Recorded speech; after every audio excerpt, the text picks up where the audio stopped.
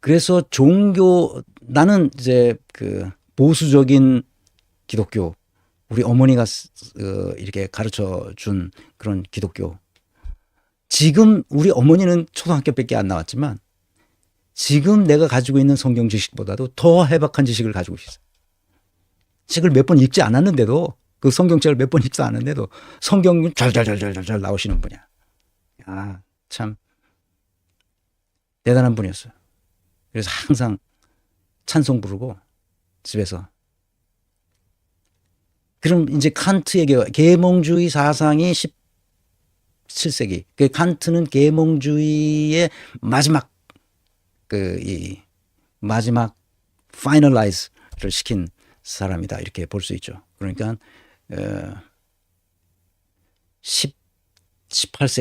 18세기는 계몽주의 시대였다, 이렇게 말할 수 있습니다.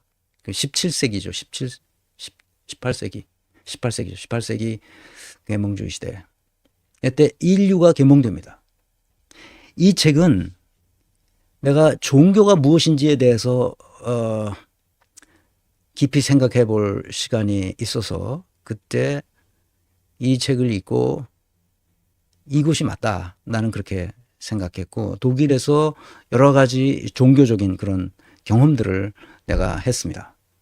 그리고 나서 이 종교가 뭔가, 기독교가 뭔가 도대체, 이것에 대한 의문이 있어서 그런 문제의식을 해결하기 위해서 쭉 책을 찾고 신학책을 찾다가 결국은 이성의 한계 안에서의 종교라는 이 책이 굉장히 도움이 됐어요. 그 전서부터 내가 비슷하게 그런 생각을 했었는데, 칸트의 이 책이 나로 하여금 종교에 대해서 더 이상 의문의 여지가 없도록 만들어준 책이다, 이렇게 볼 수 있습니다. 이 책은 독일어로 말하면 이 맨 끝에 두 단어를 보세요. 블로센 페어눈프트라고 해서 블로스라는 말은 독일에서 단순한, 이렇게 번역해서 단지, 그렇게 하는데, 그러니까 아무것도 없는, 그냥 벗겨진 그 상태 그대로, 숨긴 것이 없는 그냥 그대로의 이성, 그를 말합니다. 그 블로센 페어눈프트. 여기서는 이 백종현 교수가 이성의 한계 내에서 그냥 단순하게 단순자를 뺐는데, 단순 이성, 순수 이성이라고도 말할 수 있는데 그렇게 하지 않고 단순 이성의 한계 내에서의 종교, 이렇게 말할 수 있습니다. 이 책의 핵심 메시지는 뭐냐? 첫째, 이성의 한계 내에서 작동하는 종교여야 한다. 둘째, 신관념도, 이때는 종교라는 게 다 기독교였으니까 신에 대한 관념도 이성적으로 재정의해야 된다. 뭐 계시를 받았다든지 환상을 봤다든지 무슨 뭐 이상한 체험을 했다든지 뭐 어쩌다든지 떠드는 이것은 다 필요 없다.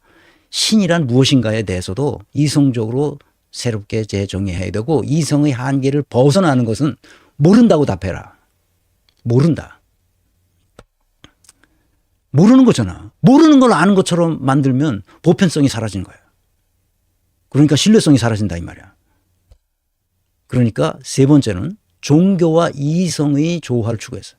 그 당시에는 말도 안 되는 이야기들이 많이 있었기 때문에 그렇게 한 거죠. 계시와 환상이 아닌 도덕적이고 보편적인 종교여야만 한다. 그렇지 않다면 특수한 몇 사람에 의해서 종교가 권력화되고 계층화되고 타락하게 된다, 그런 얘기입니다. 놀랍죠?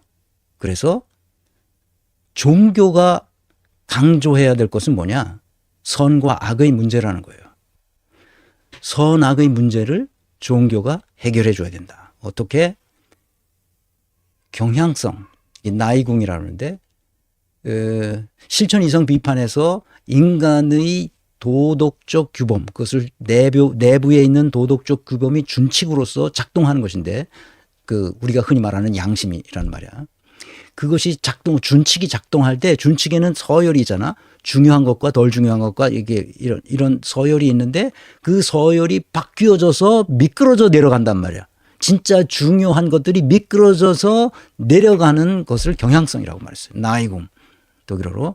그런 경향성으로 인해서 쾌락을 추구하게 된단 말이에요. 마약을 한다든지 성충동을 이기지 못해서 성폭행을 한다든지 그런 충동적 쾌락을 때문에 미끄러져 준칙의 배열 순서가 미끄러져 내려감으로써 문제를 악을 행하게 된다는 거지.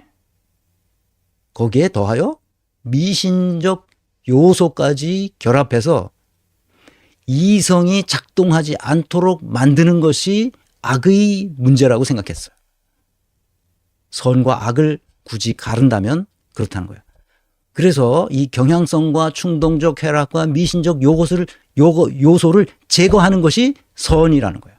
그것이 종교의 핵심이라는 거야.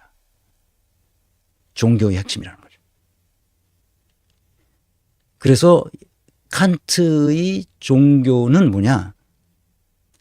자율적으로 이성을 회복하여 선을 실행하는 것. 그렇게 만드는 것, 그것이 종교여야 한다. 무속은 미신적 요소가 가득 차 있기 때문에 무슨 영적 대화를 자기들끼리 한다. 다 개수작입니다. 무슨 안진뱅이 주술사다. 또는 장림무사다. 그 조상의 공덕으로 태어나셨다. 하는 게 다 쓸데없는 미신적 요소요. 다 개수작이라는 거야. 이성이 회복되어야 되는 거야. 이성을 잃어버리면 어떻게 돼? 경향성과 충동적 쾌락과 미신적 요소에 의해서 행동하게 된단 말이야. 그건 종교가 아니야. 그것은 악행이야.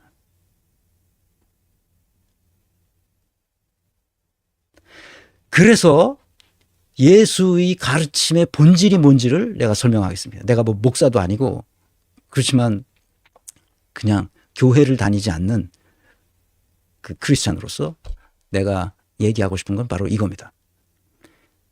예수가 자기들에게 바리새인과 사두개인들을 대상으로, 바리새인들은 당시 바리새인들은 그 율법을 가지고 제도를 운영하는 그 제도를 위해서 말하자면 그 행정관리 업무를 취급하는 사람들을 바리새인들 했어요. 사두개인들은 그 종교적인 그 틀 위에서 제사장과 같은 그런 노릇을 하던 사람들이었어요.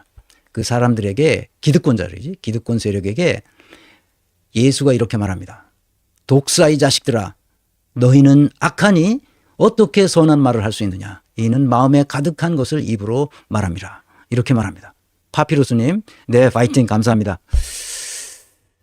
다시 마태복음에 이런 얘기가 나옵니다. 율법학자들과 바리새파 사람들아, 너희 위선자들에게 불행이 닥칠 것이다. 너희는 회칠한 무덤과 같은 자들이다. 회칠한 무덤이 겉은 아름답게 보이지만 속은 해골과 더러운 것으로 가득 차 있다. 누구에게 누르냐고요?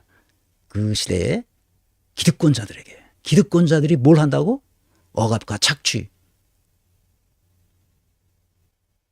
그래서 예수는 흡혈귀 같은 기득권 세력에 대해서 통렬하게 저주했습니다. 독사의 자식들이라고 말하고 회칠한 무덤이라고 말했습니다. 아주 더러운 놈들이라고 말했죠. 그러나 예수의 가르침은 그것만 있는 게 아닙니다. 예수의 가르침은 선생님, 여기서 뒤 위에는 바리새인들 그 기득권층에 있던 놈이 예수가 유명한 사람이 되니까 그 이제 와서 물어보는 거예요. 왜 물어봐요? 예수를 올가미에 넣어서 이제 얘를 어떻게 처리를 해야 되니까 자기네 신분이 위태로워지잖아. 그러니까 묻는 거예요. 이제 선생님, 예수더러 묻는 거예요. 선생님, 모세의 법 중에 가장 큰 계명은 어느 계명입니까? 하고 물었다. 그래서 예수님은 이렇게 대답하셨다. 내 마음을 다하고 정성을 다하고 뜻을 다하여 주 너희 하나님을 사랑하라. 이것이 제일 중요한 계명이다. 그 다음은 내 이웃을 내 몸과 같이 사랑하라는 계명이다. 모든 율법과 예언자들의 가르침은 이 두 계명에서 나온 것이다. 위로는 하나님을 사랑하고 옆으로는 내 이웃을 내 몸과 같이 사랑하라는 이 두 가지 가르침이 으뜸이라는 거예요. 그래서 어떻게 얘기하느냐? 그 다음에 비유를 들어서 제자들에게 가르칩니다. 여기 비유를 들어서 제자들에게 가르치는 것은 포도원 이야기도 있고 달란트 비유도 있고 그런 비유들로 쭉 가르칩니다. 그중에 한 구절을 여러분들에게 소개합니다. 임금이 그래서 포도원 주인 얘기일 수도 있고 이것은 이제 그 주인이 자기 종들에게 5달란트, 2달란트, 1달란트를 나눠주고 멀리 떠났다가 나중에 와서 서로 계산하자 그런 달란트 비유가 있잖아요. 마찬가지로 여기도 이제 비유로 말을 합니다. 임금이 왕이 그들에게 말하기를 내가 너희에게 말한다. 진정으로 너희에게 말한다. 너희가 여기 내 형제자매 가운데 지극히 보잘것없는 사람 하나에게 한 것이 곧 내게 한 것이다 할 것이다. 이것이 뭐야? 지극히 보잘것없는 사람 하나. 바로 그에게 한 것이 바로 임금인 그 비유를 말씀한 그 예수가 그 임금이 그렇게 말했다는 거야. 곧 제자들에게 지극히 보잘것없는 한 사람 하나에게 한 것이 내게 한 것이다. 영어로 말하면 the least advantaged. 우리 사회에서 가장 혜택을 못 받은 비통한 사람, 가장 보잘것없는 사람 하나, 바로 그에게 하라고 명령하는 겁니다. 그래서 예수의 가르침의 본질은 기득권 세력에게는 그토록 통렬하게 비판했던 예수가 가난한 민중에게는 그토록 자상하게 베풀었다는 거야. 이게 예수가 인류에게 가르친 메시지입니다. 여기보다 더 좋은 메시지가 있나요? 그리고 오늘날 우리 잘못 믿는 기독교인들에게 예수가 똑같이 또 얘기합니다. 바리새파 사람들이 하나님의 나라가 언제 오느냐고 물으니 예수께서 그들에게 대답을 하셨다. 하나님의 나라는 눈으로 볼 수 있는 모습으로 오지 않는다. 우리가 볼 수 있는 눈으로 오지 않는다. 또 보아라 여기 있다 또는 저기 있다 하고 말할 수도 없다. 보아라 하나님의 나라는 너희 가운데에 있다. 너희 가운데 있다는 거야. 하나님의 나라는 너희 가운데 있다. 다시 말하면 인간의 마음속에 천국이 있다는 거야. 하나님의 나라가 천국 아니야? 인간과 인간 사이의 관계 속에 천국이 있다는 사실을 명심해야 됩니다. 이거는 그 후에 수많은 철학자들이 이 사실을 발견했어요. 쉔 키르케고르라는 덴마크의 우수한 철학자는 이 관계를 가지고 질병에 이르는 죽음에 이르는 질병이라는 책에서 이렇게 했습니다. 인간이란 무엇인가? 인간이란 정신이다. 정신이란 무엇인가? 정신이란 자기다. 자기란 무엇인가? 그것은 관계인데 인간이 관계라는 말을 하는 것이 아니라 관계 속에서 자기 자신과 그 관계를 맺는 관계, 그것이 인간이라는 거예요. 그 관계가 망가지면 어떻게 된다고? 인간은 관계로부터 멀어진 존재가 되는 거죠. 그래서 외로운 존재가 됩니다. 그래서 한나 아렌트가 뭐라고 썼냐? 외로움이라고 썼어요. 근데 그 독일어로 번역된 문서를 보면 그 외로움이라는 건 Verlassenheit라는 말을 쓰는데 Verlassenheit는 버려졌다는 뜻이에요. 관계 속에서 버려졌다는 거예요. 그러니까 외로울 수밖에 없고 그래서 그는 비참해지게 된다는 뜻이에요. 그래서 인간은 마음속에 자기 천국이 있고 인간과 인간 사이에 그 천국이 만들어지도록 관계를 형성해라는 거야. Connected 돼 있으라는 거지. 내가 그래서 건민내라는 건강한 민주주의 네트워크를 만드는 이유는 바로 그 관계를 잘못된 관계 속에서 버려진 사람들에게 관계를 맺도록 해주기 위해서 그런 거예요. 건강한 민주주의 네트워크는 그런 의미도 있습니다. 그래서 인간이란 무엇인가를 다시 한번 생각해 봅시다. 영혼의 능력을 마음껏 발휘하려는 실존적 존재라고 정의했는데 그것이 바로 뭐예요? 이 두 가지 단어. 영혼의 능력. 자기 자신에 대한 반성적 성찰과 진선미성을 분별하여 종합 판단하는 능력. 그것이 인간에게 원초적으로 주어져 있다는 거예요. 그래서 지난번까지는 진선미까지만 얘기했는데 3 비판서 때문에 그렇죠. 그다음에 오늘 이성의 한계 안에서의 종교를 보면 이것도 인간에게 주어진 이성의 힘으로 얼마든지 그 선과 악을 분별하여 선을 행할 수 있게끔 하는 이 종교적인 이성이 인간에게 주어져 있다는 것을 칸트가 우리에게 말해줬다고 생각해요. 그래서 진선미 성을 분별하여 종합한다는 능력이 우리 속에 내재해 있다는 거예요.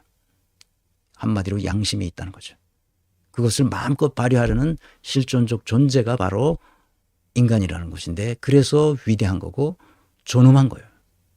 이 세계에 대한 의미와 가치와 목적을 부여하는 존재라는 거예요. 그래서 이런 것을 우리는 생명이 있다고 말하고 거룩한 존재라고 말하는 겁니다. 그래서 다시 예수의 가르침의 본질을 생각해 봅시다. 존 롤스라는 위대한 20세기의 철학자, 하버드에서 평생을 학생들을 가르쳤던 이 철학자는 정의론을 썼어요. 나는 이 존 롤스가 20세기가 낳은 가장 위대한 이 철학자 중에 하나라고 생각해요. 이 사람은 읽으신 분들도 있겠지만 읽기가 굉장히 어렵습니다. 바람소리님, 네, 감사합니다. 사회계약론의 토대 위에서 사회를 정의롭게 만들기 위한 설계를 철학자답게 설계하신 분이에요. 이 사람은 자유주의자입니다. 그래서 이 자기의 설계를 철학적으로 정립하기 위해서 근본적으로는 사회개혁론의 국가가 바탕하고 있지만 무지의 베일이라는 개념을 도입합니다. 이상적 사회 조직 설계를 위한 전제 조건으로 한 거죠. 무지의 베일이란 무슨 뜻이냐? 사회 경제적 지위를 알 수 없다는 가정하에서 모든 사람들이 공정하고 편견 없는 원칙에 동의해야 한다는 전제가 있어요. 무지의 베일. 내가 어떤 지위에 있는지 모른다는 거야. 내가 고관 대작으로 있는지 아니면 그 빈농의 지위에 있는지를 전혀 모르는 거예요. 앞으로 뭘 할지도 모르는 거예요. 그런 무지의 베일 속에서 우리가 정의론을 정립하고 그것이 실현되도록 해야 된다. 그런 얘기입니다. 그래서 두 가지 원칙을 내세웠어요. 첫 번째 원칙은 각자에게 평등한 기본적 자유를 최대화하도록 하자. 그것이 첫 번째 원칙이고, 이게 무슨 말인지 알겠죠? 기본적 자유가 뭐예요? 기본 자유. 우리가 사상의 자유, 표현의 자유, 거주 이전의 자유, 온갖 헌법적 자유가 있잖아요. 그 자유를 모든 사람에게 최대화시켜 줄 수 있도록 하는 그 원칙을 반드시 지켜야 한다는 거예요. 두 번째 원칙은 차등의 원칙 또는 불평등의 원칙이라고 해요. 차등의 원칙은 기회를 균등하게 주어야 되고 과정도 공정해야 되고 그 나온 결과물도 정의로워야 돼. 이게 누가 한 말이야 이게. 문재인이 한 말이잖아. 문재인이 자기 캐치프레이즈로 떠들던 바로 그거야. 근데 여기서 이렇게 내가 지금 말한 것처럼 이 존 롤스가 책에다 쓰고 있진 않아요. 그런데 쭉 있다 보면 그 얘기를 하고 싶어 했던 것을 알 수 있어요. 이게 50년대 나온 책이에요. 그 후에 수많은 그 수정 증보판들이 나와서 아마 이 돌아가시기 전에 마지막 증보판으로 나온 게 1999년인가 아마 그럴 겁니다. 1950년대 쓰여진 게 평생을 통해서 업데이트가 된 거죠.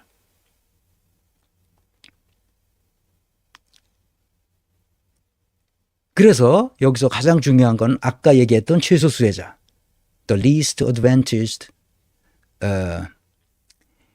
그 가장 최소 수혜자, 지극히 보잘것없는 자 하나 얘기한 거, 지극히 보잘것없는 자, 그 얘기가 제2원칙의 두 번째 원칙으로 나타납니다. 제2원칙의 두 번째, 최소 수혜자의 원칙이라고 말할 수 있는데, 최소 수혜자, 어떤 경우에 차등하고 차등의 원칙과 불평등의 원칙이 허용되느냐 하면 최소 수혜자의 원칙이 작동할 때만 차등의 원칙이 받아들여질 수 있다는 얘기야. 무슨 얘기냐? 최소 수혜자에게 최대한의 이익이 될 수 있을 때만 불평등이 허용된다는 뜻이야. 놀라운 거죠. 이게 예수의 가르침을 그대로 철학적으로 정립해 놓은 겁니다. 그 다음에 이 책에 좀 어렵지만 힘써서 읽을 필요가 있는 이유는 놀랍게도 이 책은 제도론이 제2부에 나타납니다. 제도론. 근데 철학자니까 인사조직론을 잘 모를 거 아니야. 그러니까 인사조직론 사원에서의 제도론, 구조와 시스템을 어떻게 바꿔야 된다. 이런 얘기를 하지는 않지만 제도론에 대해서 얘기합니다. 제2부에서는 정책을 공정하게 수립하고 투명하게 수립하고 효율적으로 집행해야 된다. 그렇게 하기 위해서는 참여하고 합의를 강조합니다. 제도론이 그 2부에 나온 제도론이 상당히 그 분량이 많아요. 그걸 읽다 보면 답답하긴 한데 내가 보기에는 아주 답답해. 아주 단순한 거를 뭐 그렇게 복잡하게 많이 썼는지 몰라. 단순한데 공정하고 투명하게 하라. 그리고 효율적으로 집행할 수 있도록 하라. 거기에는 반드시 이해관계자들이 참여하고 그 이해관계자들에 의해 합의할 수 있어야 된다. 놀라운 철학이죠. 이걸 오늘날 우리 실행해야 된다. 내가 크리스천이라고 말하는 것은 예수의 가르침 그 두 가지 기득권자들의 흡혈귀처럼 행동하는 것에 대해서 분노하고 그것에 대해서 바로잡아야 한다고 주장하고 그들을 내가 비판하는 것 그것도 예수가 했던 그대로요.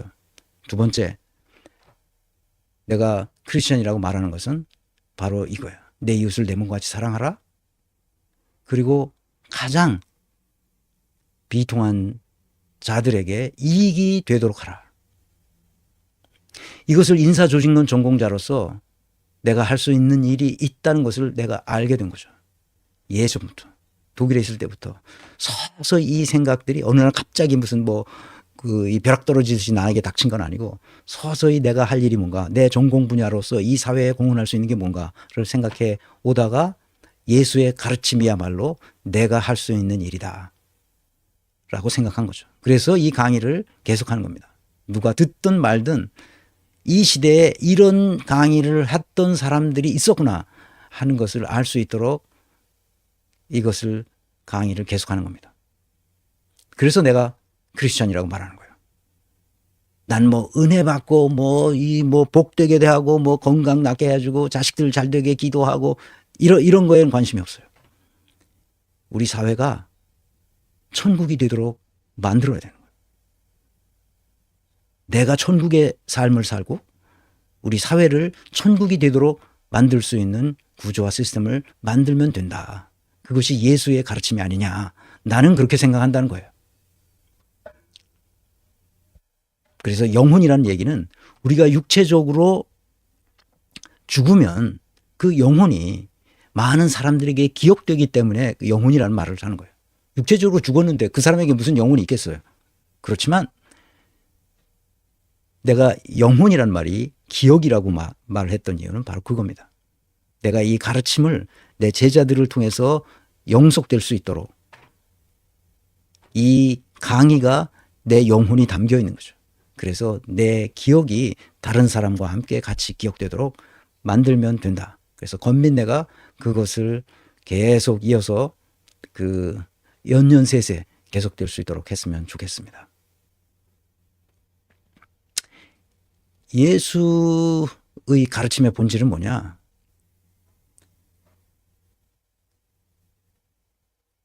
이 강정인 교수가 서강대 교수인데 지금 은퇴했는지 모르겠는데 서구 중심주의를 넘어서라는 책이 나와서 내가 이걸 쭉 훑어봤어요. 서구 중심주의가 뭐라는 거를 정의 내리고 사상적 전개 과정을 쭉 설명했습니다.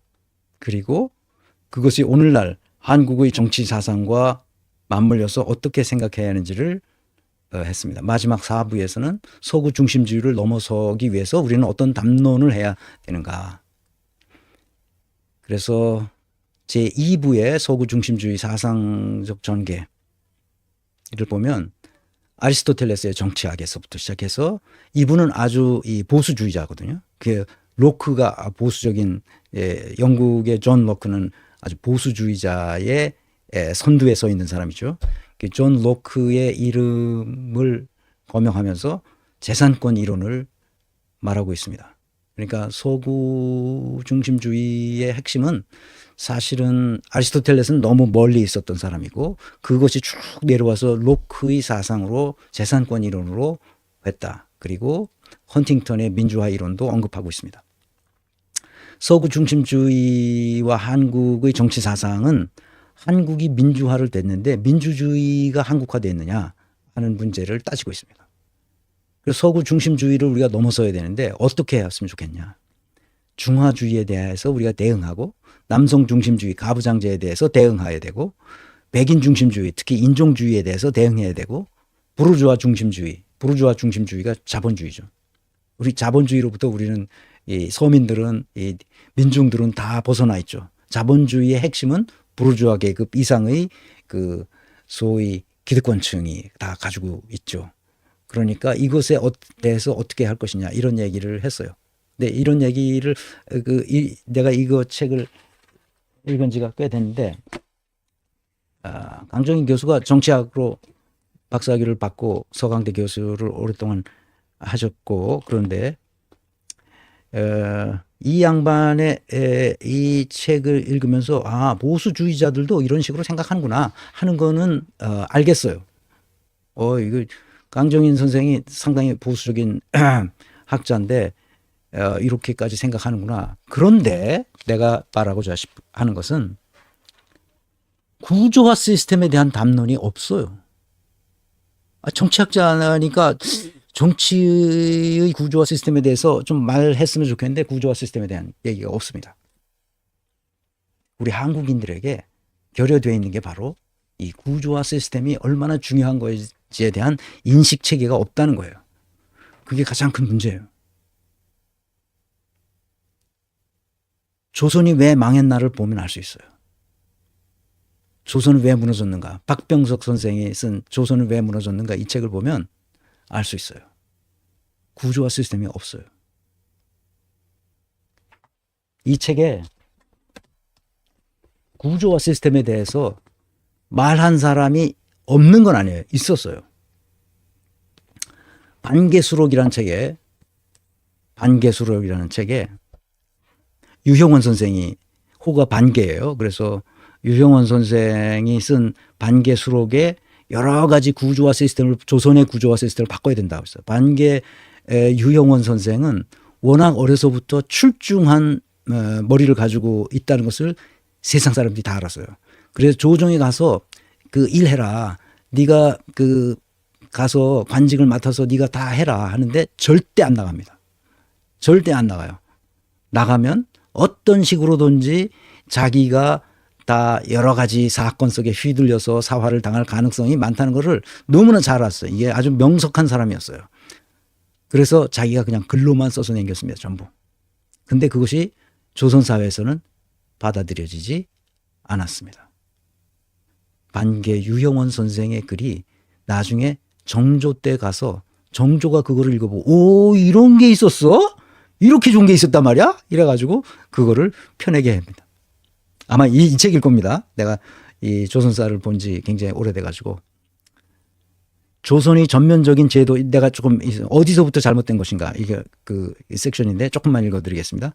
조선의 전면적인 제도 혁신을 주장한 반개 유형원이 가장 중요하게 지적한 것 중에 하나가 바로 향리들에게 봉급을 주지 않는 문제와 지방 관서의 운영비를 책정하지 않는 문제였다. 반개 수록에 밝힌 유형원의 추계에 의하면 모든 관리들이 적절한 봉급을 지급하고 지방행정기관과 군부대의 운영 예산을 지급하더라도 조선 정부에 큰 부담이 되지 않을 것이라고 했다.